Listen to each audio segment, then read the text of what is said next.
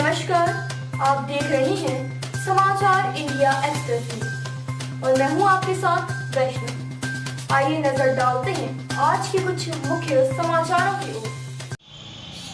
समाचार India express के साथ वाजिद अली बनारस।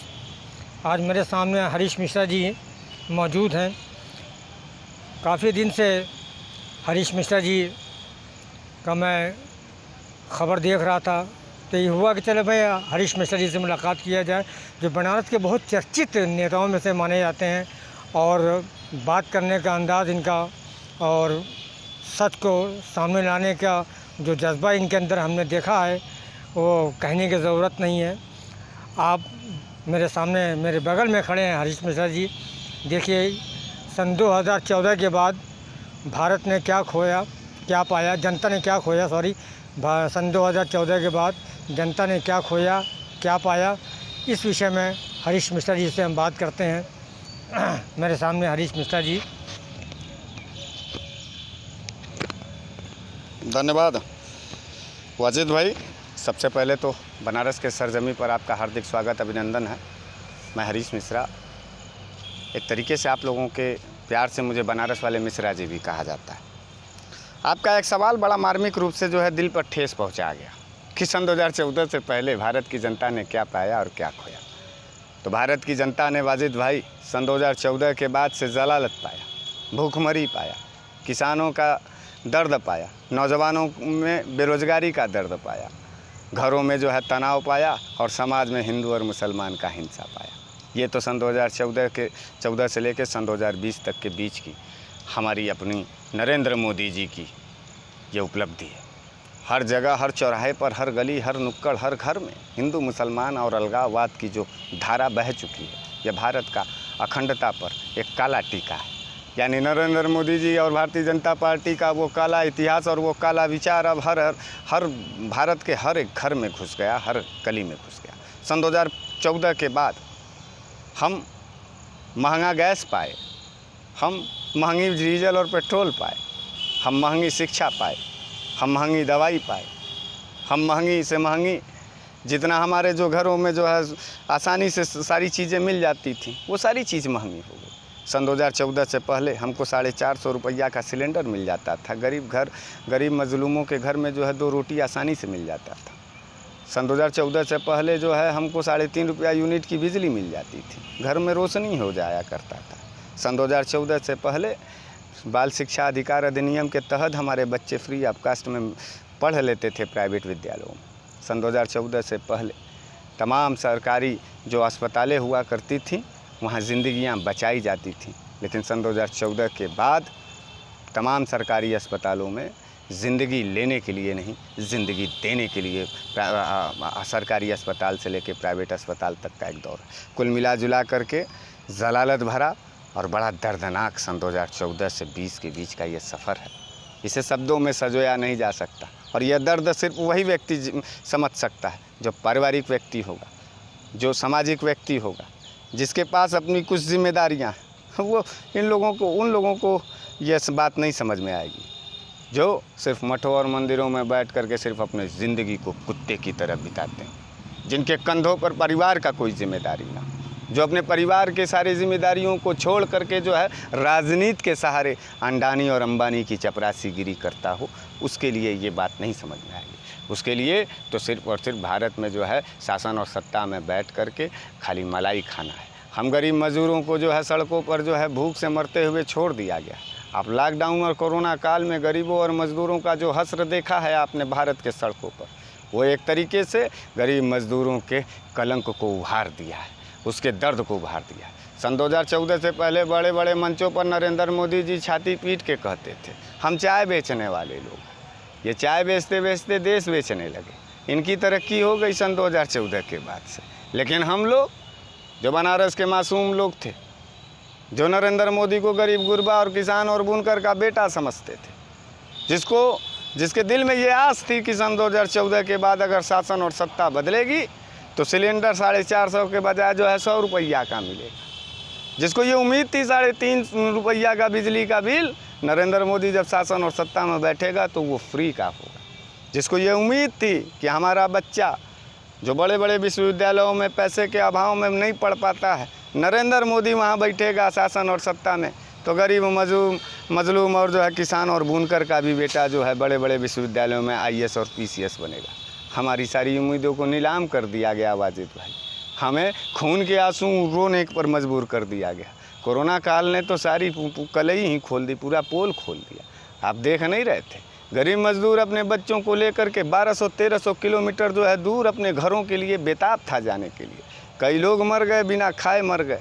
इस देश आज़ाद देश के 70 साल के बाद अगर इतनी मौतें भूख से हुई तो यह निर्मम जो प्रधानमंत्री नरेंद्र मोदी है, जो गुजरात से पूछ रंगवा करके CR था और आ गया कह रहा था कि मैं शेर था। हम लोग भी मासूम आदमी, हर हर महादेव के जगह जो हर हर मोदी, घर घर मोदी का नारा देने लगा कि नरेंद्र मोदी भगवान से भी ऊपर है, भगवान का आदमी है। इसने ऐसा काम किया कि अब शैतान के ऊपर भी जो है विश्वास नहीं रह गया। तो खैर, मैं बनारसी आदमी हूँ और बड़ा जो है अपने अंदाज में, बनारस के अंदाज में बोलता हूँ।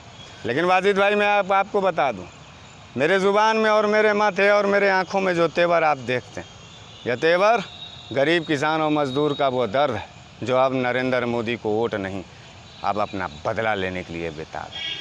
जब हमारी माताएं और बहनें और छोटे मासूम बच्चे इस उत्तर प्रदेश के सड़कों में ट्रेन और बस के अभाव में मर गए, तब यह लगा कि निर्मम योगी सरकार हमारे मौत और लाशों पर खाली शासन और सत्ता और कुर्सियां पाने की जो खेल खेल रही है, उसका हमको मालूम चल गया।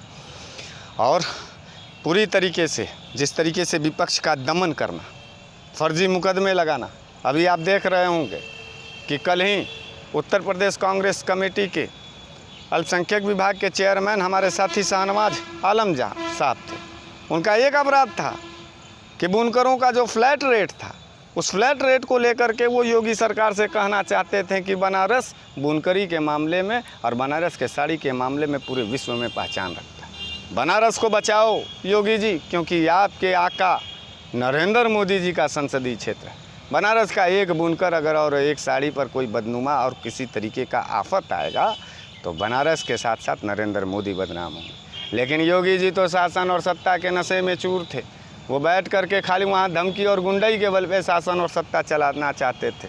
शाहनवाज भाई को कल अनायास बिना कारण जो है जेल में अज्ञातवास कर दिया गया। अजय लल्लू को जो है बस देने के आरोप में और प्रियंका गांधी को बस देने, गरीब और मजदूरों का साथ देने के आरोप में जो है जेल का भी हवा खाना पड़ा। बनारस से बनारस वाले मिश्रा जी को, यानी हरीश मिश्रा को भी जो है धमकियां मिलती रहती हैं। इनके तमाम जो गुर्गे, जो डरपोक टाइप के जो इनके समर्थक हैं, हमें माँ बहन की गाली देते हैं, गोलियां मारने की बारी देते हैं। तो हम बेबाक और लड़ने वाले बनारसी लोग हैं। नरेंद्र मोदी जी, जब हम आपको वोट दे करके आपके सर पर ताज पहना सकते हैं तो याद रखिएगा, यह महादेव की आंगन और नगरी है। हम जब अपना वोट देना शुरू करेंगे आपके खिलाफ तो पूरे भारत के अंदर आपकी राजनीतिक ज़मीन खोजते आप नज़र आएंगे। तो पूरी तरीके से सन 2014 के बाद से पूरे भारत के अंदर एक ग्रहण आया है। उस ग्रहण में राहु और केतु, आप जानते होंगे आध्यात्मिक लहजे में 2 ग्रह होते हैं बड़े खतरनाक, 9 ग्रह में राहु और केतु। तो हमारे देश में भी सन 2014 के बाद भारतवासियों ने राहु और केतु को शासन और सत्ता सौंप दिया। राहु मतलब नरेंद्र मोदी, केतु मतलब तड़ीपार अमित शाह। जब आपराधिक प्रवृत्ति के लोग भारत के लोकतांत्रिक जगहों पर जाकर बैठेंगे तो वहाँ हिंदू और मुसलमान का जंग होगा। वहाँ चीन लड़ तो रहा है, चीन 8,000 किलोमीटर ले लिया है। नरेंद्र मोदी जी 7 रेस कोर्स में घिघिया करके डरपोकों की तरह बैठे हैं। चीन का कोई भी सामान जो है आयात करने से वो रोक नहीं सकते हैं, क्योंकि अमित शाह का बेटा जो जय शाह है उसका पूरा काला पैसा चाइना के साथ मिलकर के भारत में अपना इन्वेस्ट किया है।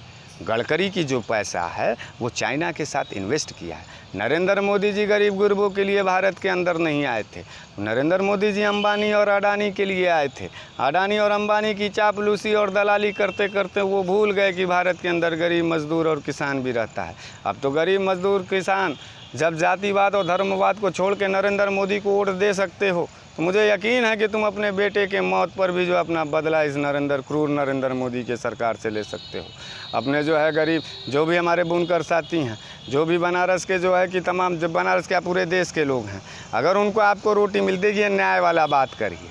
साफ साफ सरकारें इसलिए बदली जाती हैं कि हमको राहत मिले। अगर आपको राहत मिला है तो आप जो है नरेंद्र मोदी को वोट दीजिए, और अगर बजालालत और बदतमीजी और गाली और दर्द मिला है तो आप किसी के गुलाम नहीं है, ये आज़ाद भारत है। इसके अंदर बड़े ताव से हर जो भी विधानसभा के चुनाव आने जा रही हैं, बिहार विधानसभा चुनाव वाजिद भाई आने वाला है। बिहार से जो है तमाम चाणक्य, गुरुदेव चाणक्य जो पूरे विश्व के अंदर अपने राजनीतिक कूटनीति के तरफ से जाने जाते हैं, उनका हम लोग पूजा करते हैं भारतीय राजनीति में।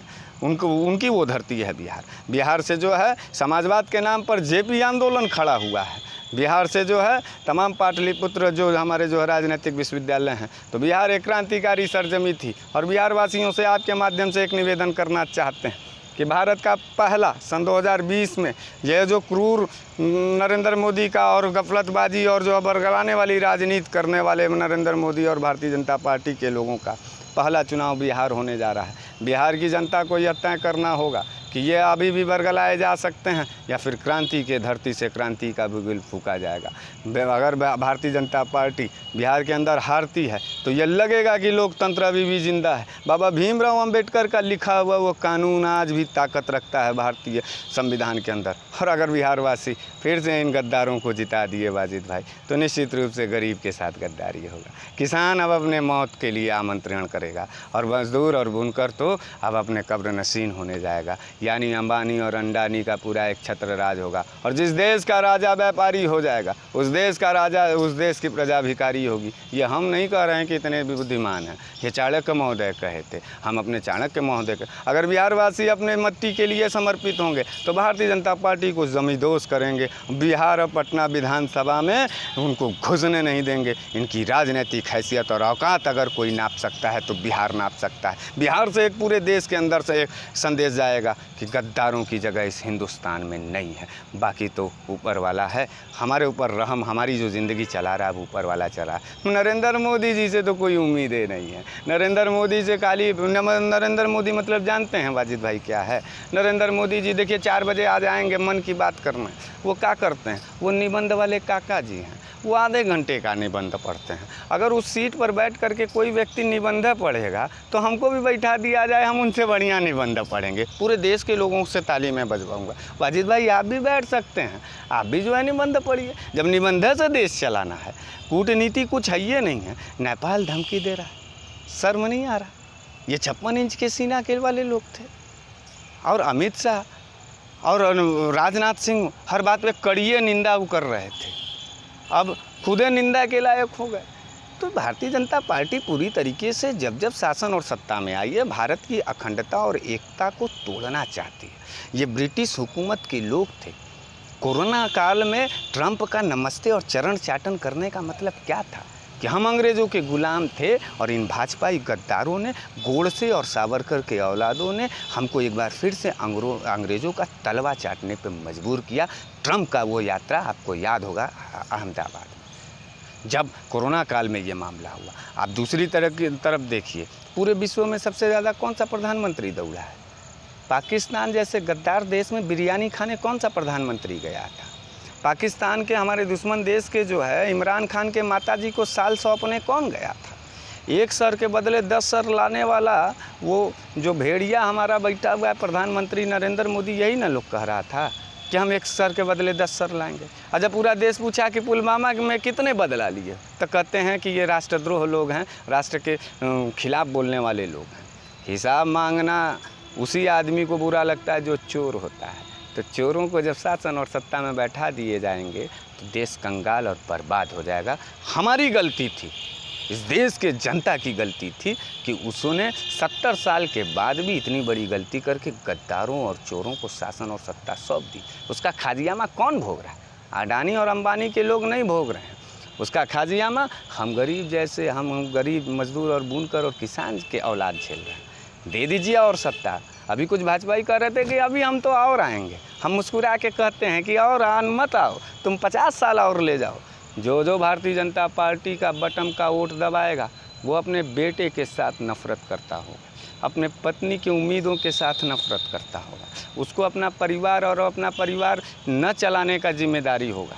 हम तो भैया अपने बेटे से बड़ा प्यार करते हैं वाजिद भाई। मैं चाहता हूं कि मेरा बेटा इस गरीब घर से IAS PCS बने, इसलिए मैं कांग्रेस को वोट दूंगा, इसलिए मैं विपक्षी धारा को वोट दूंगा। क्योंकि सन 2014 से पहले हमारे घरों में से रेलवे में नौकरियां मिलती थीं, सेना की नौकरियां मिलती थी, पुलिस से में नौकरियां मिलती थी, एक रिक्शा वाले का भी लड़का IAS PCS बनता था। सन 2014 से पहले आप मीडिया वाले कर्मी हैं, बताइए कि कितने गरीब घर से IAS PCS निकले हैं, कितने लोग जो है कि एयरफोर्स से लेकर रेलवे में गए हैं। नौकरियों की डिग्री लेकर के नौजवान आज जो है नौकरी सड़कों पर भटक रहा है और उसको ज़बरदस्ती खाली हिंदू और मुसलमान और भाजपा और कांग्रेस में फंसा करके उसके जीवन और भारत को बेचने की जो राजनीति चल रही, उसके खिलाफ हरीश मिश्रा, बनारस वाला मिश्रा बोलता है।